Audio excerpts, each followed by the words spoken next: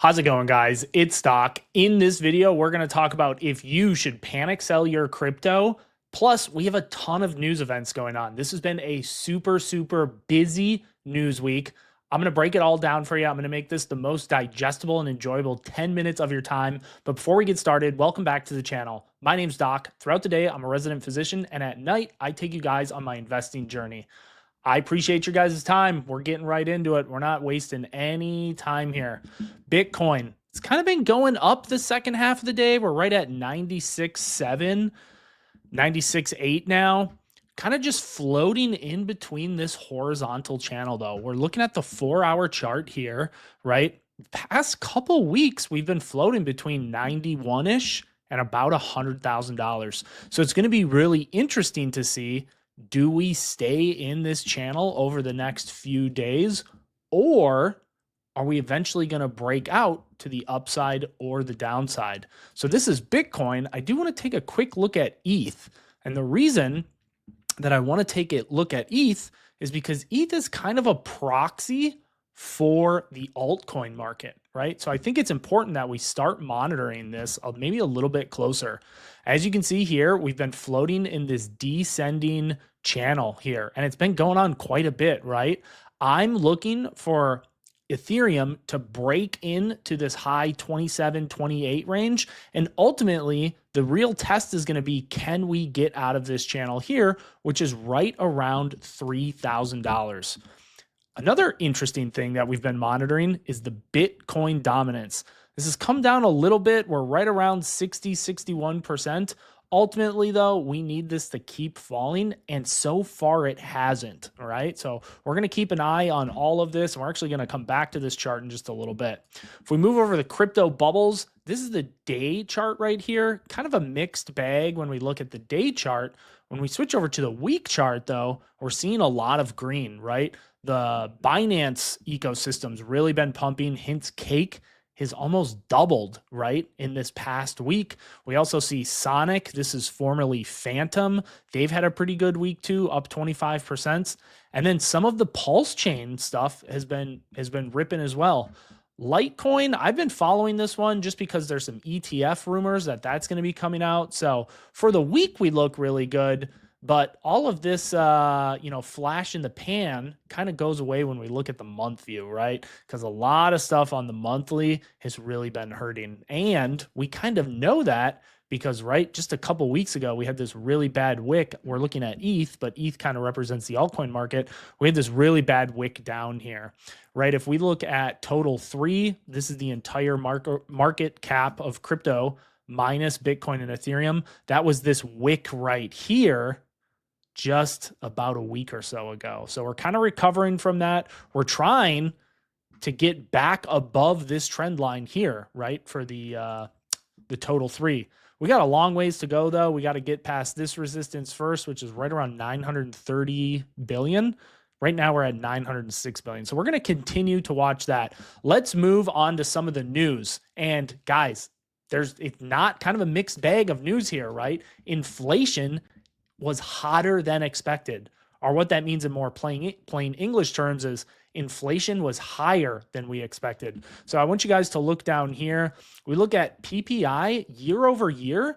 We were expected to be, and just for anybody who doesn't know, I actually responded to this tweet so folks can kind of have some context. PPI, this is the producer price index, and this really reflects the overall change in goods and services at the producer level. And ultimately, the Fed uses this as a gauge for inflation, right? So the numbers came back hotter than expected. Year over year, we were expecting PPI to be 3.3%. Well, it's actually coming in at 3.5. And that makes sense because the monthly, month over month PPI was expected to be 0.3 and it came back 0.4.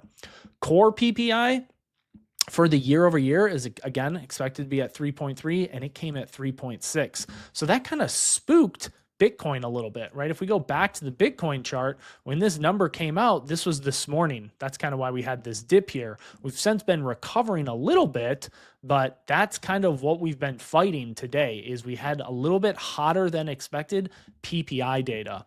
The other thing that we had was initial claims data, and this actually wasn't as bad. So initial claims, these are folks who are in essence telling the government like, hey, I don't have a job anymore, right? Hence initial claims. So this was expected to be 216. The number came in slightly better than expected, right? So we were anticipating 216,000 folks to say, hey, I don't have a job anymore, but it was a little bit less than that. Same goes with continued claims, right? We were expected to be at 1882, but in reality, we're at 1850. So in some ways, this kind of maybe leveled out some of the hotter than expected inflation moves. I would imagine that folks put more weight in this PPI number versus initial claims, but honestly, both of them are important. So this was kind of some bad news for the market, even though we are recovering a little bit.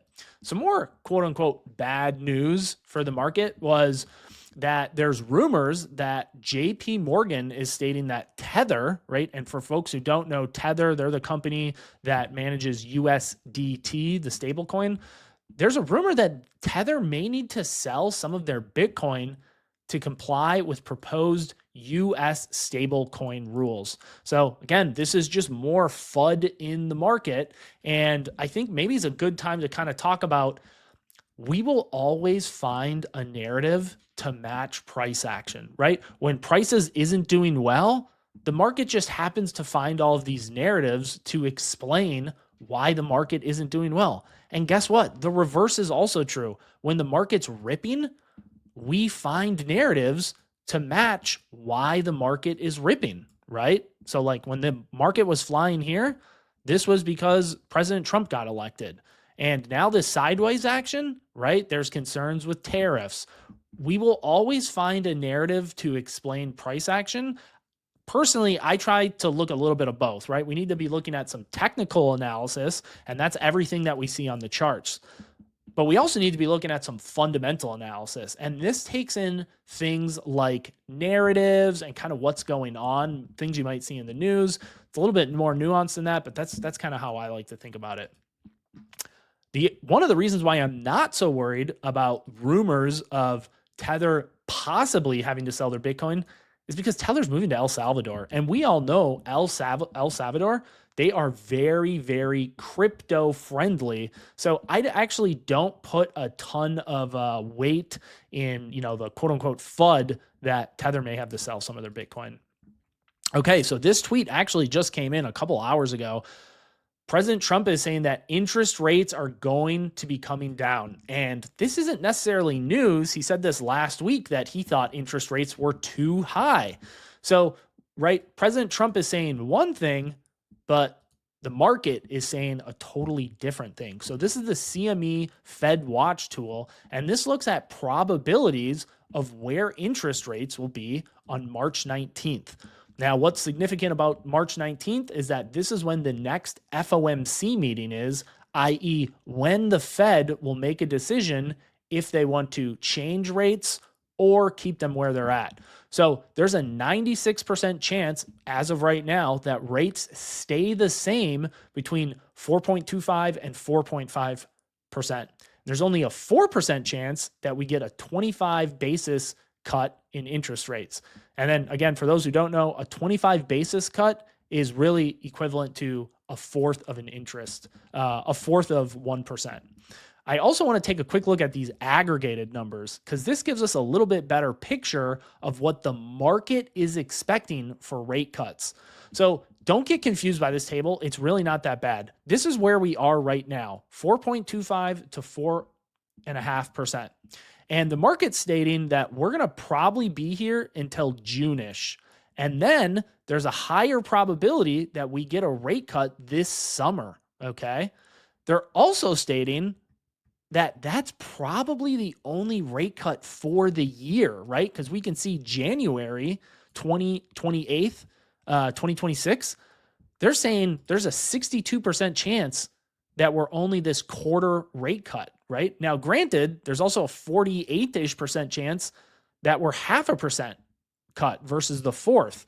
Here's the thing. It's tough to put weight in these numbers more than a few months out. So I would say, let's just see what happens in the March meeting, and then we can kind of reevaluate from there.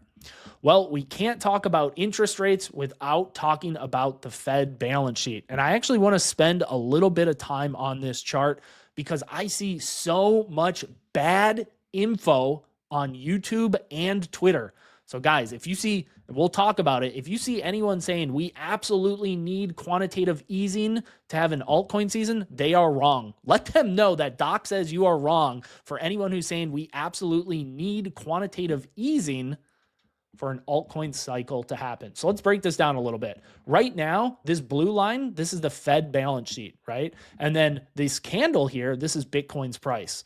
So currently we're in quantitative tightening. That's when the Fed is reducing their balance sheet, right? And everybody keeps saying, oh, well, we need quantitative easing, i.e. when the Fed increases their balance sheet, right? You can see this blue line, the Fed's increasing their balance sheet. We need that for altcoin and Bitcoin to just absolutely rip. That's not the case. The only thing that we need in reality is quantitative tightening to stop. So if quantitative tightening were to stop, and again, I'm not saying if quantitative tightening stops that quantitative easing needs to happen right away. All we need is the Fed's balance sheet to do this, to just flatline from here, okay? And the reason that I'm saying that is if the Fed's balance sheet can just flatline, i.e. they stop reducing the balance sheet, we've seen this before, right? In the 2017, 2018 cycle, we saw, right, again, we're just looking at this blue line right here. We saw that the Fed, their balance sheet was relatively stable, right? They weren't in quantitative tightening or easing. And look what happened to Bitcoin at that time, right? It absolutely ripped. It went from a roughly $1,000 all the way up to roughly $20,000. And again, this is when the Fed is not not reducing the balance sheet or adding to it. So again, I would argue we just need QT to stop and Bitcoin and alts can really, really fly. The other thing that I want to talk about is Bitcoin is highly correlated to the stock market, okay? So these candles that you're looking at here, the red and green candles, this is the S&P 500 index on a daily candle, right? And you can see that it's pretty correlated to Bitcoin, which is in this gold line here, right? Here we see the S&P go up, and I'll actually kind of draw this out because I know a lot of you are visual folks just like me. Here we see the S&P going up, and guess what? Bitcoin followed suit. Bitcoin also went up. Here we see the S&P kind of took a little bit of a breather, and so did Bitcoin, right? Now, there isn't perfect correlations, but I would say it's a lot more correlated than people think, right? Here we have a big run up on the S&P. Same thing with Bitcoin. Now, here's what's important. The S&P, I'm going to get rid of some of these yellow lines to get rid of distractions. The S&P is almost at its all-time high, right? Its all-time high is a little over 6,100, right? It's almost there. We've had a couple good days. We're getting back to near all-time highs on the S&P. Well, you could extrapolate that if the S&P reaches new all-time highs, Bitcoin probably won't be far behind it. So yes, these two assets are correlated, right? And we're all should be rooting for the S&P to go up because that's going to help not only Bitcoin, but also our altcoins altogether. Last thing I want to talk about is, everybody's panicked, in a panic right now. Should I sell my altcoins? Should I move my holdings to more Bitcoin heavy? Guys, we're right where we're supposed to be, okay? So this pink line that you guys are looking at, this is the current cycle that we're in. The green line, this is the 2020, 2021 cycle. And then the gold line, this is the 2017 cycle. If you look, I'm going to zoom in a little bit. We're right where we're supposed to be. These are tracking kind of remarkably way closer than anyone would have thought. So obviously, this isn't financial advice. I'm not a financial advisor, but we can both see last cycle, which is the green line, and the prior cycle, the gold line, this is about the time where we start to see some increases, right? So does that mean Bitcoin needs to go up within the next few days? No, absolutely it doesn't. But, and I think this is really important to talk about, what it could mean is that if you increase your time horizon, right? Stop worrying about the price and like what's going to happen over the next few days or few weeks, and be more focused on where is Bitcoin and the cumulative altcoin market going to be in the next couple months, right? We all know we tend to get these blow off tops in Q4 of the post halving year. So yes, there is going to be volatility along the way and anything can happen, but I really do think we have not hit all-time highs for this cycle and the best is yet to come. I am genuinely curious though. Let me know your guys' take below. I'm just a guy on the internet. I read all of the comments. Let me know what you guys think. If you guys got any value out of this, consider hitting the like and subscribe button. It helps me out way more than you know. Turn on the noties so you can get notified every time that I post a video. The other thing, guys, is when you like and comment, which is free for you, by the way, it doesn't cost you anything, it will actually push more crypto-related content to you guys like this. So anyways, I'm rambling. Really appreciate all the support. I will see you guys on my next video.